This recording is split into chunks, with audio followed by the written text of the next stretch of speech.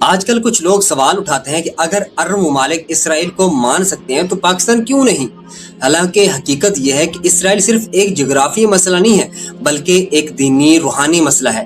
اسرائیل ایک ناجائز ریاست ہے جو سازش کے تحت فلسطین کے مقدس سرزمین پر قائم کی گئی ہے۔ شروع میں 5 لاکھ یہودی اور چند ہزار کلومیٹر زمین دی گئی، مگر آج وہ لاکھوں مسلمانوں کی سرزمین پر قابض ہیں۔ عرب حکمرانوں کی کمزوری اور بزدلی سے اسرائیل پھیلتا گیا، لیکن مسلمانوں کے لیے اصل مسئلہ یہ ہے کہ قرآن و سنت کے مطابق یہودی مسلمانوں کے سب سے بڑے دشمن ہیں۔ بانی پاکستان قائد اعظم نے اسرائیل کو مغرب کا ناجائز بچہ کہا اور لیاقت علی خان نے صرف الفاظ میں کہا تھا our souls are not for sale، یعنی یہ صرف سیاسی نہیں بلکہ ایمانی مسئلہ ہے۔ ڈاکٹر اسرار احمد رحمۃ اللہ نے بھی کہا کہ سارا عرب مان لے تب بھی پاکستان اسرائیل کو تسلیم نہیں کرے گا۔ قرآن میں صاف الفاظ ہیں کہ یہود پر اللہ نے ذلت مسلط کر دی ہے کیونکہ وہ نافرمانی اور انبیاء کے قتل کے مرتکب ہوئے۔ پھر ہم کیسے ایسی قوم کو سہارا دیں جسے اللہ نے مغضوب قرار دیا؟ مسجد اقصی، مدینہ اور مکہ پر ان کی نظریں ہیں۔ ان کی پارلیمنٹ پر آج بھی لکھا ہے کہ اسرائیل کی سرحدیں نیل سے فرات تک ہیں، یعنی وہ پورے خطے کو نگلنا چاہتے ہیں۔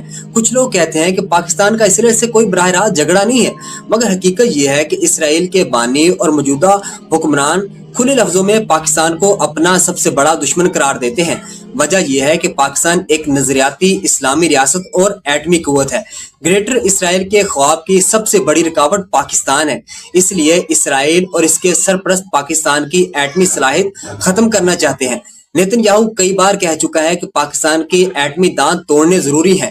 حالیہ خطے کی جنگیں بھی دراصل پاکستان اور ایران کی طاقت جانچنے کے لیے کروائی گئی تھی۔ عرب حکمران اگرچہ اپنے اقتدار کے لیے اسرائیل کے سامنے بچھے جا رہے ہیں، لیکن حقیقت یہ ہے کہ اسرائیل سے دوستی مطلب اس کا شکار بن جانا ہے۔ یہود کے نزدیک باقی سب اقوام محض جانور ہیں، اس لیے اگر مرنا ہی ہے تو عزت کے ساتھ لڑ کر مرنا بہتر ہے۔ پاکستان کے مسلمانوں کے دل اسلام، قرآن، مسجد اقصی، مکہ، مدینہ اور نبی کریم صلی اللہ علیہ وآلہ وسلم سے جڑے ہیں۔